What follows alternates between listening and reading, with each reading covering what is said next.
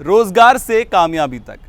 जी हाँ नाजरीन, जैसे कि प्रोग्राम के नाम से ही आपने अंदाज़ा लगा लिया होगा कि आपके मुस्तकबिल को और बेहतर बनाने की कोशिश के तहत ये ख़ास पेशकश हम आपके लिए लेकर आए हैं।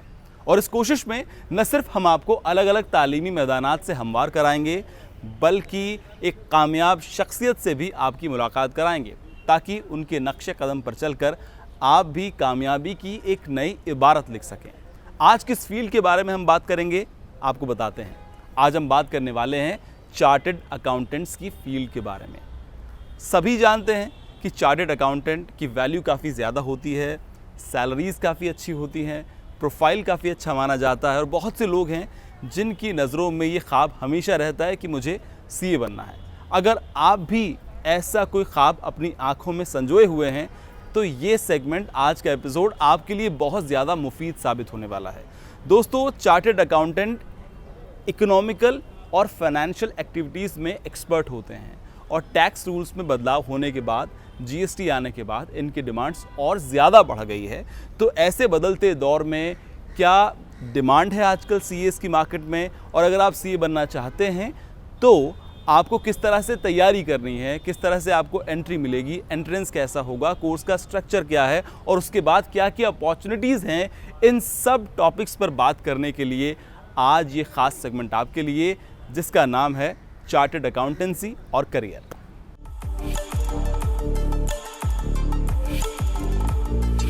हिंदुस्तान में सबसे ज्यादा डिमांड वाले कोर्सेज में से सीए का कोर्स एक है। कॉमर्स करने वाले ज्यादातर नौजवानों का ख्वाब ग्रेजुएशन के बाद चार्टर्ड अकाउंटेंट यानी सीए का कोर्स करना है। हालांकि सभी को पता है कि यह इतना आसान नहीं है। इसके लिए स्टूडेंट्स को सख्त इम्तहान से होकर गुजरना पड़ता है। The institute of chartered accountant of India एक गवर्निंग बॉडी है जो सीए के एग्जाम को कंडक्ट कराती है। सीए की पढ़ाई पूरी करने के बाद आपको आसानी से मल्टीनेशनल कंपनी में चार्टर्ड अकाउंटेंट की जॉब मिल सकती है।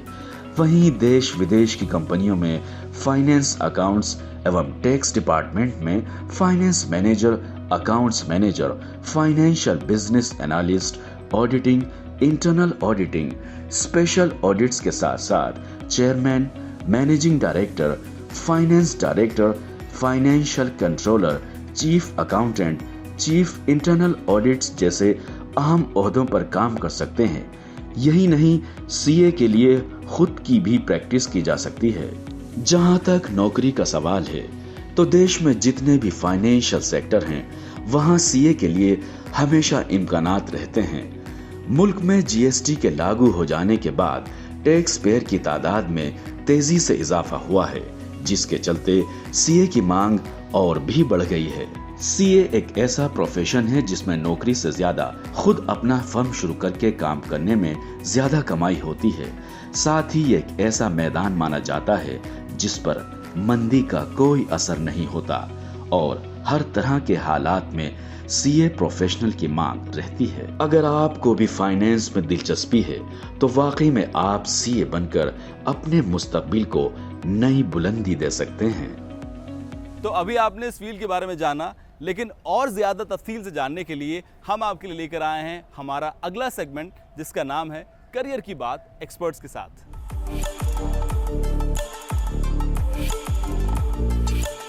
आज हम चार्टर्ड अकाउंटेंट्स की बात कर रहे हैं और इस फील्ड में करियर के इम्कानात पर आपको अहम जानकारी दे रहे हैं। अगर आप भी सीए करना चाहते हैं या फिर आपके घर में कोई सीए बनने का ख्वाहिशमंद है तो ये एपिसोड बहुत ही मुफीद आपके लिए साबित हो सकता है।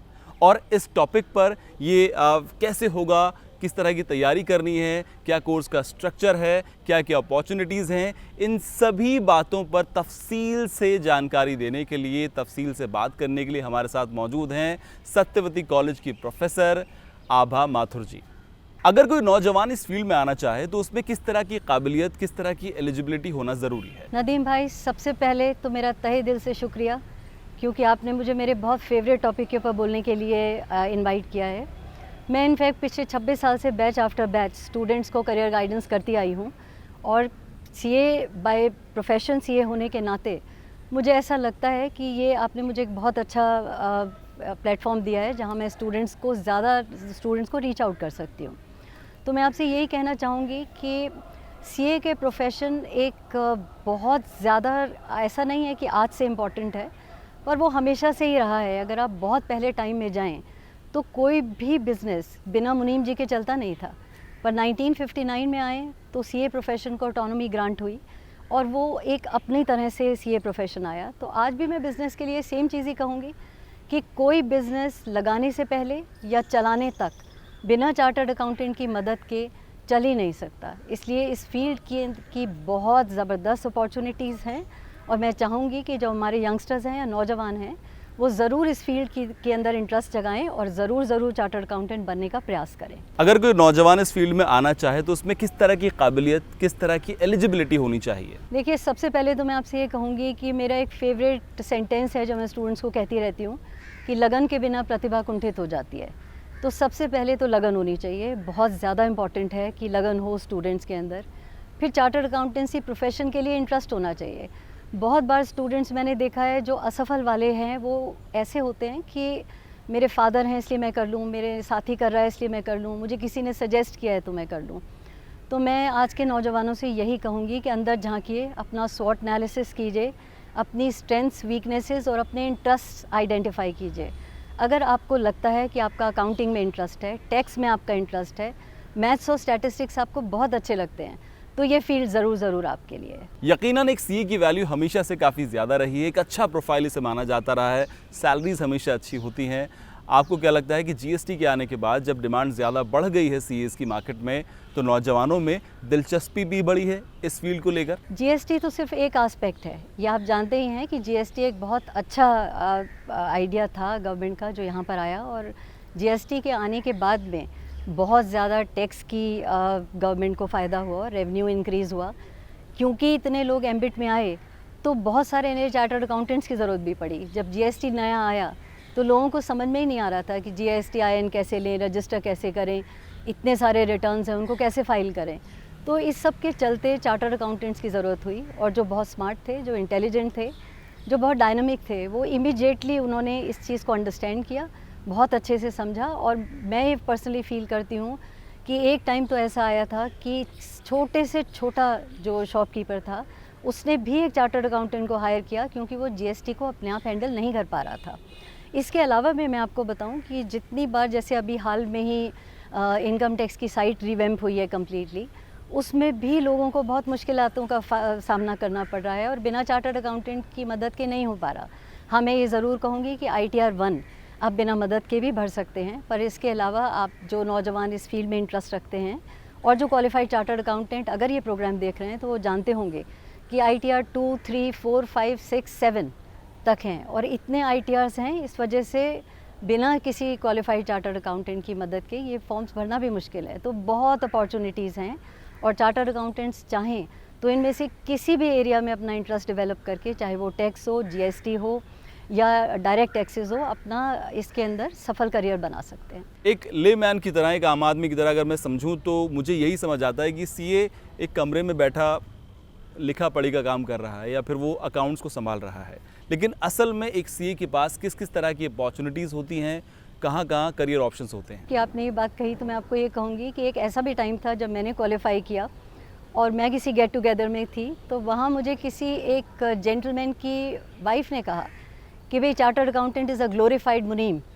तो मैं बहुत हंसी, बट ये फैक्ट है, आप जो अभी कह रहे हैं कि ये टाइम इमेमोरियल से चला आ रहा है। चार्टर्ड अकाउंटेंट्स की वैल्यू बहुत ज़बरदस्त है, बट जहाँ तक खाली किताबें संभालने का क्वेश्चन है, अकेला वही नहीं है।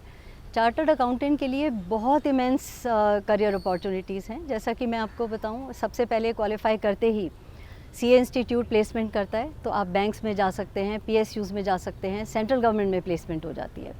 इसके अलावा आप चाहें तो अपनी इंडिपेंडेंट प्रैक्टिस कर सकते हैं एज अ सोल प्रोप्राइटर। आप चाहें तो ऑलरेडी एस्टेब्लिश्ड किसी भी चार्टर्ड अकाउंटेंट के साथ में आप एज अ पार्टनर ज्वाइन कर सकते हैं। आप इसके अलावा ऑडिट, इंटरनल ऑडिट डिपार्टमेंट के अंदर ज्वाइन कर सकते हैं, आप किसी कंपनी के अंदर जॉब ले सकते हैं, आप किसी लॉयर के साथ में, किसी कंपनी सेक्रेटरीज के साथ में या किसी ICWA के साथ में भी एक कंसल्टेंसी फर्म खोल सकते हैं। सो इमेंस अपॉर्चुनिटीज़ हैं। जब से ये इंडिपेंडेंटली सेटअप हुआ है, जैसा मैंने आपसे कहा 1959 में, तब से लगातार चेंजेस आ रहे हैं। मैं अपने एज अ स्टूडेंट और अपने क्वालिफाई कर देने के बाद से भी आपको बता रही हूँ, पिछले 30-35 सालों में मैंने इतने फ्रीक्वेंट चेंजेस देखे हैं कि मैं आपको बता नहीं सकती। अभी हाल ही में, जैसे पहले CPT होता था, IPCC था, CA फाइनल था, उसे भी चेंज कर दिया गया है। अब फिर से CA फाउंडेशन है जिसमें एक डायरेक्ट एंट्री है, या आप फाउंडेशन के रूट से आ सकते हैं। उसके बाद में पहले बहुत बार ऐसा होता था कि स्टूडेंट्स आर्टिकल ट्रेनिंग कर लेते थे पर एग्ज़ाम में असफल हो जाते थे, तो उनको एक बहुत डिप्रेशन सेट इन करता था। इसके चलते भी CA इंस्टीट्यूट ने अब ऐसा किया है कि आप पहले दोनों एग्ज़ाम पास कर लीजिए इंटरमीडिएट के, और उसके बाद में आप आर्टिकल ट्रेनिंग कीजिए और फिर आप CA फाइनल कीजिए। इन दोनों के बीच में मैं आपको बताऊं कि 4 वीक्स के उन्होंने IT से रिलेटेड और सॉफ्ट स्किल्स से रिलेटेड उन्होंने एक 4 वीक्स के कोर्सेज करने हैं, मैंडेटरी कर दिया है, जो दोनों बार स्टूडेंट्स को करना है। क्योंकि हमारे चार्टर्ड अकाउंटेंट्स को इंफॉर्मेशन टेक्नोलॉजी में एक्सपर्ट होना ज़रूरी है, and let me tell you, उनको सॉफ्ट स्किल्स में भी बहुत एक्सपर्ट होना ज़रूरी है। क्योंकि जितना ह्यूमन बीइंग से वो डील करते हैं उतना मुझे नहीं लगता कि PR वाले भी या पर्सनल वाले भी डील करते होंगे। जब मैंने अपनी CA आर्टिकल ट्रेनिंग ज्वाइन की तो मुझे सबसे पहले जो ट्रेनिंग के अंदर मेरे चार्टर्ड अकाउंटेंट थे जिनके अंडर मैंने अपने आर्टिकल्स रजिस्टर किए थे, उन्होंने ये कहा था कि देखो, जब बाहर जाओगे तो तुम्हें एक पियोन से लेकर एक मैनेजिंग डायरेक्टर तक डील करना है, और तुम्हें लोगों की समझ और सॉफ्ट स्किल्स इतनी होनी चाहिए, अंडरस्टैंडिंग, कि आप देख करके उनके अंदर क्या चल रहा है आप ये बता सकें। तो इसलिए ये बहुत ज़रूरी है, जितने लोगों से मिलते हैं चार्टर्ड अकाउंटेंट्स, वो चाहे गवर्नमेंट से हों, वो बैंकर से मिलते हैं, वो अपनी प्रेजेंटेशंस करते हैं, इनकम टैक्स डिपार्टमेंट में डील करते हैं, तो उनकी तो सॉफ्ट स्किल्स होना बहुत ज़्यादा ज़रूरी है। जैसे कि आपने कहा कि पहले CPT होता था, फिर IPCC होता था, फिर CA फाइनल होता था, अब किस तरह के बदलाव कोर्स के स्ट्रक्चर में आए हैं, और GST के आने के बाद क्या कुछ बदलाव कोर्स में आया है? इसमें GST और डायरेक्ट टैक्सेस तो हमेशा से था ही, GST उसमें खाली ऐड कर दिया गया। पर मैं आपको इंटरेस्टिंगली ये बताऊं, इसके अंदर ग्लोबल रिपोर्टिंग भी ऐड किया गया है। इसमें फ़ाइनल में कुछ ऐसे पेपर्स ऐड किए गए हैं जिसमें से आप चूज़ कर सकते हैं, जो पहले कभी नहीं था। तो ये नई चीज़ सिर्फ इसलिए की गई है क्योंकि पहले मैंने अपने टाइम में पढ़े तो मैंने अकाउंटिंग स्टैंडर्ड्स पढ़े जो 12 थे, अब लोग 37 इंडी अकाउंटिंग स्टैंडर्ड्स पढ़ रहे हैं, तो वो बढ़ते ही जा रहे हैं। IFRS हैं हम, क्योंकि इतने MNCs हैं, TNCs हैं, तो एक यूनिफॉर्मिटी आनी चाहिए रिपोर्टिंग में। इसके चलते CA इंस्टीट्यूट ने बाहर के अकाउंटिंग स्टैंडर्ड्स और हमारे उनको अलाइन करने की कोशिश की है, ताकि हमारे रिपोर्टिंग कॉमन रहे, और हम चाहे अपने अकाउंट्स पढ़ रहे हों या बाहर जाकर के हम जॉब ले रहे हों और वहाँ पे अकाउंट्स पढ़ रहे हों, हमारी समझ में दोनों सेम लेवल पे आने चाहिए, चाहे हम पढ़ें या कोई बाहर का कोई फॉरेनर पढ़ रहा हो। अगर हम बात करें सत्यवती कॉलेज की, तो यहाँ पर कॉमर्स फील्ड से रिलेटेड किस किस तरह के कोर्सेज ये कॉलेज प्रोवाइड कराता है? देखिए, अभी करेंटली आपसे कहूँ तो हमारे यहाँ सबसे बड़ा कॉमर्स डिपार्टमेंट है। इसमें BCom प्रोग्राम है, BCom ऑनर्स है, दोनों में 3-3 सेक्शंस हैं, और करीब 1000 स्टूडेंट्स हैं और करीब 33 फैकल्टी मेंबर्स हैं। तो सबसे बड़ा है। हमारे यहाँ एक प्लेसमेंट सेल है, जिस प्लेसमेंट सेल के चलते काफ़ी स्टूडेंट्स यहाँ से प्लेस हुए हैं। पर मैं सब स्टूडेंट्स को यही सजेस्ट करूँगी कि कुछ और करें ग्रेजुएशन के बाद में, मतलब खाली प्लेसमेंट ले लेने से सफिशिएंट नहीं होगा। सरकारी नौकरी में जाने का ऑप्शन भी एक CA के पास होता है, प्राइवेट जॉब भी वो कर सकता है, किसी भी फर्म में लग सकता है या फिर किसी लॉयर के साथ काम कर सकता है। लेकिन इसके अलावा एक चीज़ और, अगर वो विदेश जाना चाहता है, कहीं बाहर काम करना चाहता है, तो क्या यही कोर्स वैलिड होगा या फिर वहाँ पर जाने के बाद उसे कोई सर्टिफिकेशन क्लियर करना होगा या कुछ अलग तरह की पढ़ाई करनी होगी? नदीम जी, आपने फिर बहुत बढ़िया सवाल पूछा है। मैं आपको ये बता दूं कि यहाँ से जाकर के हम इसको एज इट इज़ प्रैक्टिस नहीं कर सकते। पहले CPA करने के लिए वहीं जाना पड़ता था, अब CPA का एग्ज़ाम यहाँ पर भी होता है। तो स्टूडेंट्स चाहें तो एनरोल कर सकते हैं, डॉलर्स में उसकी फ़ीस पे करनी पड़ती है। आप क्वालिफाई कर जाएंगे, आप सर्टिफाइड पब्लिक अकाउंटेंट बन जाएंगे और आप उसके बाद में बाहर भी जाके प्रैक्टिस कर सकते हैं। यानी कि उसके लिए अलग से एग्ज़ाम देना पड़ेगा। हाँ जी। और अब आखिरी सवाल कि अगर कोई नौजवान CA बनने का ख्वाहिशमंद है तो उसके लिए आप क्या मैसेज देना चाहेंगी? देखिए, एक तो मैंने जो शुरू में कहा था उसको मैं आखिरी में फिर रिपीट कर देती हूँ कि लगन के बिना प्रतिभा कुंठित होती है, तो आपको लगन रखनी है। सबसे इम्पॉर्टेंट मैं ये कहना चाहूँगी कि प्लीज़ कॉन्फिडेंस रखिए, पर ओवर कॉन्फिडेंट मत होइए, क्योंकि ये जो 3 लेवल के अंदर हो रहा है उसमें फाउंडेशन सबसे ईजी है। उसको पास करते ही ऐसा मत सोचें इंटरमीडिएट ऐसा होगा, उसमें मुश्किलातें बढ़ जाती हैं। और फिर फाइनल आते आते और मुश्किल हो जाता है। तो आप कॉन्फिडेंट तो रहिए, पर ओवर कॉन्फिडेंट मत होइए, और मैं ये आपको तहे दिल से कह सकती हूँ कि सफलता आपके कदम चूमेगी। मैम बहुत बहुत शुक्रिया हमारे लिए वक्त निकालने के लिए, हमसे बात करने के लिए। उम्मीद करते हैं कि अगर आपको सीए बनना है या फिर आपके घर में कोई ख्वाहिशमंद है तो ये सेगमेंट आपको बहुत ज़्यादा पसंद आया होगा। और हाँ, एक बात ध्यान रखिएगा, जैसा कि आभा जी ने कहा कि थोड़ी मुश्किलात आएंगी, थोड़ा मुश्किल होगा, लेकिन इम्पॉसिबल नहीं है। मेहनत करते रहिएगा। आप अपने जो आपके इरादे हैं, जो आपका मकसद है, उसे आप ज़रूर पालेंगे, कामयाब ज़रूर होंगे। सीए की फील्ड को जानने के बाद अब बारी आती है सबसे अहम सेगमेंट की, जो मुझे भी पर्सनली बहुत ज़्यादा पसंद है, क्योंकि इस सेगमेंट में हम आपको बताते हैं कि कहाँ कहाँ अब आप नौकरियों के लिए अप्लाई कर सकते हैं और कहाँ कहाँ आप एडमिशन ले सकते हैं।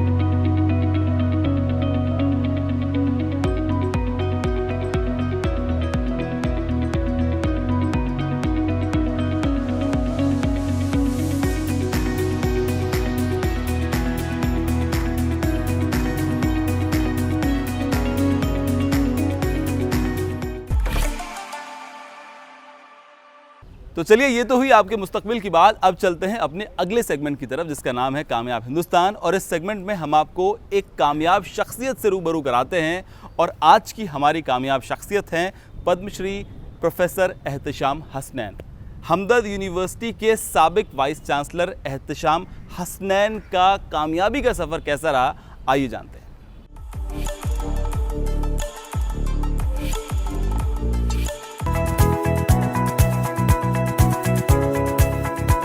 साइंस की अहमियत से आज पूरी दुनिया वाकिफ है। साइंस के दम पर ही कोई मुल्क तरक्की की मनाजिल तय करता है। हमारे साइंसदानों ने न सिर्फ अपनी इजादात से मुल्क को एक नई पहचान दिलाई, बल्कि दुनिया को जो सौगात दी है वो तारीख का सुनहरा बाब बन चुकी है। यूं तो साइंस ने अपनी अहमियत व इफादियत बहुत पहले ही साबित कर दी थी, लेकिन वबा के इस दौर में जब पूरी दुनिया कोरोना से बदहाल है, ऐसे में आम आदमी की उम्मीदें साइंस और साइंसदानों को लेकर और भी बढ़ जाती हैं। कोरोना से पहले की गई तहकीकात हमें उम्मीद दिलाती है कि इस बहरान से भी हम निजात पा सकेंगे। सीवी रमन से लेकर एपीजे अब्दुल कलाम तक की एक लंबी फहरिस्त हमारे सामने है, जो हमें हमारे साइंसदानों पर नाज कराती है। मौजूदा दौर की बात करें तो इस ज़िम्न में एक अहम नाम है पद्मश्री प्रोफेसर एहतिशाम हसनैन का। तपेदिक जैसी खतरनाक बीमारी पर तहकीकात और अहम नजरिया पेश करने वाले प्रोफेसर एहतिशाम हसनैन की साइंसी खिदमात का एतराफ़ मुल्क और बैरून ममालिक में हो चुका है, जहां उन्हें मुल्क के आला एजाज पद्मश्री से नवाजा गया, तो जर्मनी की हुकूमत ने उन्हें अपने civil award the order of merit से नवाजा।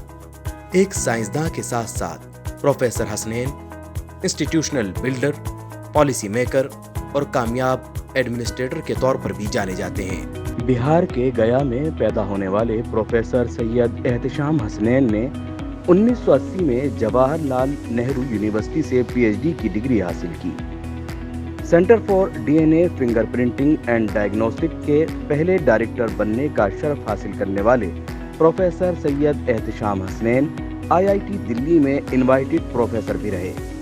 सन 2016 में हमदर्द यूनिवर्सिटी की क़ियादत संभालने वाले प्रोफेसर सैयद एहतिशाम हसनैन ने इस इदारे को एक नई पहचान देने का काम किया।